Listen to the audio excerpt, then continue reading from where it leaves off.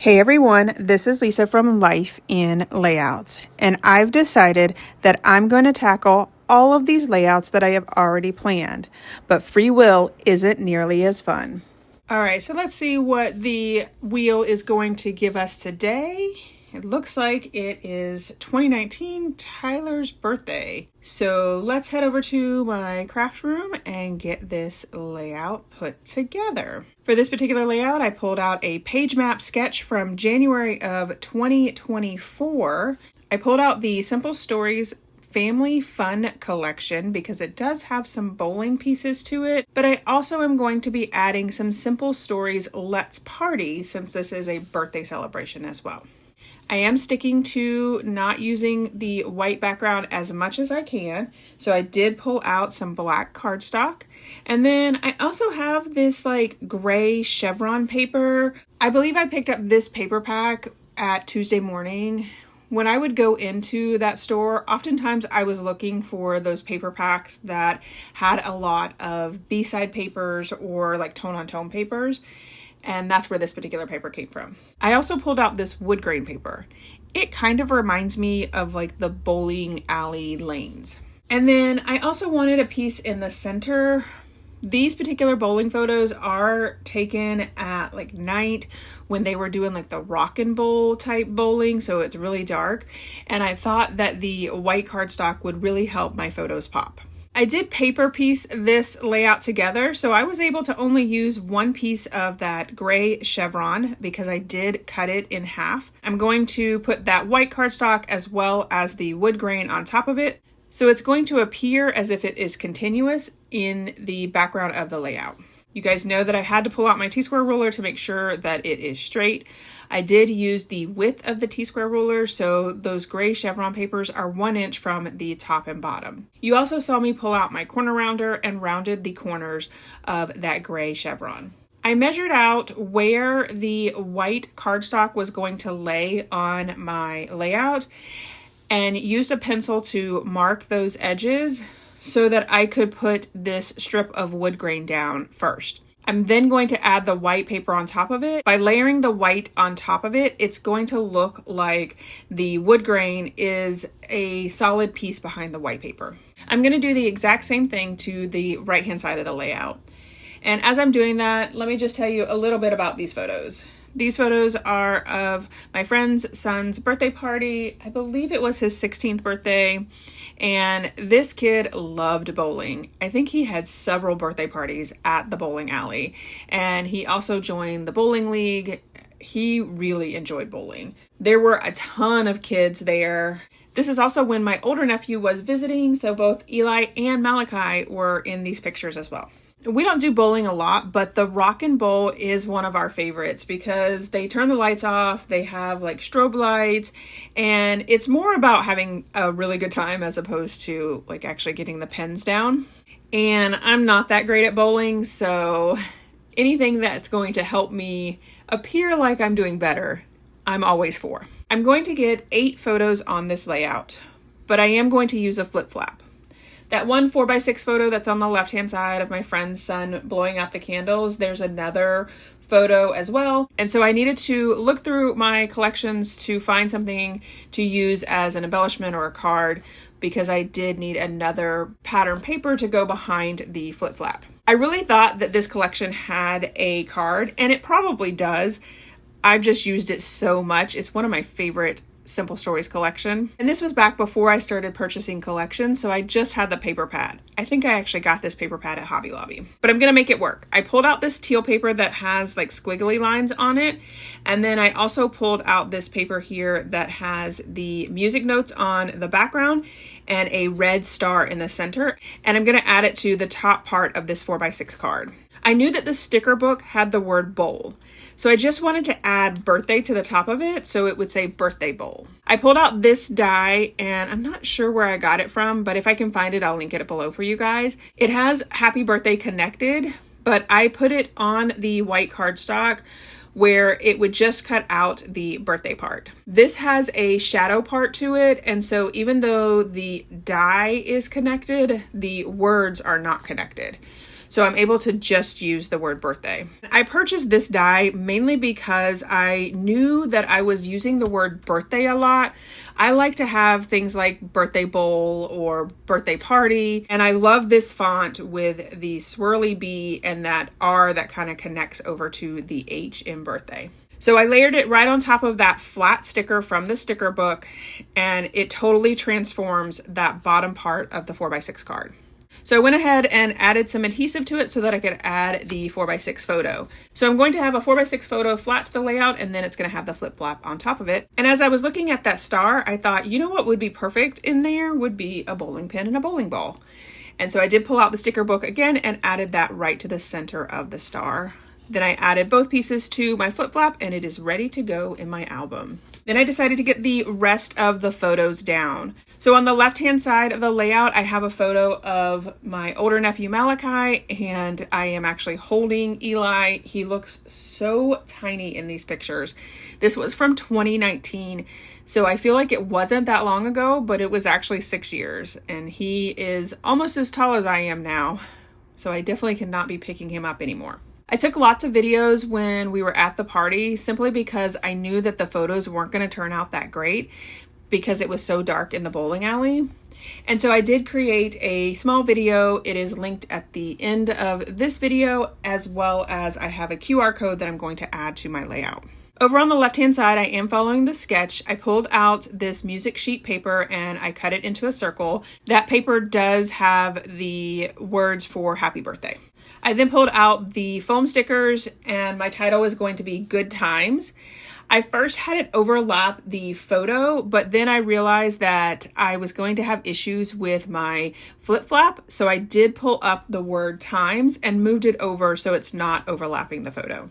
I then used the bowling chipboard right next to the word good to tie the title pieces together. I then pulled out the Simple Stories Let's Party because I wanted to add something over to the far right-hand side. I'm really looking for a 3x4 card, and I did find this one that again has the happy birthday music paper, and on top of it, it has some balloons as well as the word woohoo. So I feel like I am connecting the right-hand side of the layout to the left-hand side of the layout with that music note paper. I did have to pull up my photo on the far right just a little bit so that I could tuck that 3x4 card in. I then added the star chipboard piece, and by having it touch the photo as well as the 3x4 card, it just brings a cohesiveness to both of those pieces. I then added this green circle, but then decided to pull it up so that I could add a bowling ball and a bowling pin. And I don't know what I was thinking, but I added this green circle right on top of that tag that says woohoo. And I don't notice it until a little bit later, but I do end up taking that green circle off. I moved back to the left-hand side of the layout, and since I had added some stars to the right-hand side, I felt like I needed some stars on the left-hand side, and I love the fact that I was able to tuck those stars behind that bowling pin.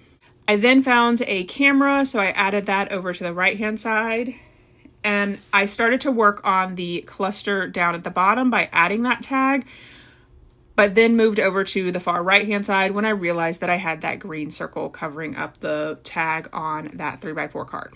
The sticker book has a ton of word phrases, and I found one that says, strike up the fun, so I did add that to the right-hand side of the layout. And then I remembered that I needed to add my QR code, so I did pull up that tag and put down my QR code. I added some stars to the bottom so that I could tie in each one of the clusters. Now all 3 of them have stars. And then I tucked my QR code right above my stars because I knew I wanted to add something else in between the stars. I found this little spinner wheel. It kind of reminds me of Trivial Pursuit, as well as a green arrow. And I really wanted to add that down, but I just couldn't make it work with the QR code. So I did find a smaller green arrow, but that still didn't work. So I went back to the sticker book, and I ended up replacing the chipboard spinner wheel with a flat sticker spinner wheel. And then I also decided to go ahead and add just one of these labels. I love using these labels. I feel like they add so much to your clusters, and you can add your date right to it. I did have to trim it off just a little bit so that I could tuck it behind the photo. And then I did decide to move the little spinner wheel over just a little bit. I found this little tab that has stars on it, and I thought about adding it to the top left, but it didn't like it over there, so I moved it over to the top right, and I love the way that it looks on top of that 3x4 card. I found another word phrase that says "so much fun," so I did decide to tuck that behind the bowling ball on the left-hand side. And of course I did struggle with it just a little bit because I had already glued down that chipboard with some liquid adhesive. I then found another tab that says "just roll with it," so I added that behind my QR code, and I finally finished up that cluster with an arrow that has the light bulbs on it, just like my title. Of course, I'm going to pull out my enamel dots and add those around the clusters, but then realized that I should probably add the date before I start adding enamel dots. So I pulled out my roller date stamp and added that down, so my layout has a date and I don't have to worry about that. I finished adding enamel dots to each one of the clusters. I added 3 to each cluster, including the teal, red, yellow, and orange. I did want to remind you guys that I do have some playlists linked below if you would like to check out some other layouts that are inspired by simple stories or by birthdays. I felt like something was missing up in the upper right hand corner, so this wheel is definitely having me pull out some of my old ways of doing things, and I did some paper piecing with these bowling pins and ball. I did post the mat in my Facebook group, and I asked if anybody could figure out what I was cutting out, and someone actually did guess bowling. They said that the little red square in the upper left-hand corner just gave them bowling ball vibes. So I was pretty impressed because I feel like had I saw that, I definitely would not have gotten bowling from it. I did mess up on my little star there, so I had to recut that because I moved it down too low and didn't place it in the right place. Also, with the glitter paper, it is super thick and I had to use my X-Acto knife to get it out because I forgot to set it to double cut when I send it through the silhouette. So now I'm going to piece these bowling pins and ball together. This particular cut file cuts out 2 circles. One is solid and one has the bowling ball holes. So I did the solid one in black and then the top bowling ball is in the teal. I did decide for the bowling pins to cut out the back piece in white glitter. And then the top piece I cut out in just a solid white. And that one has a little line through it, so it looks like there is like glitter on the bowling pin. So I did have to paper piece those together and then added the little tiny red pieces at the top that kind of look like crowns.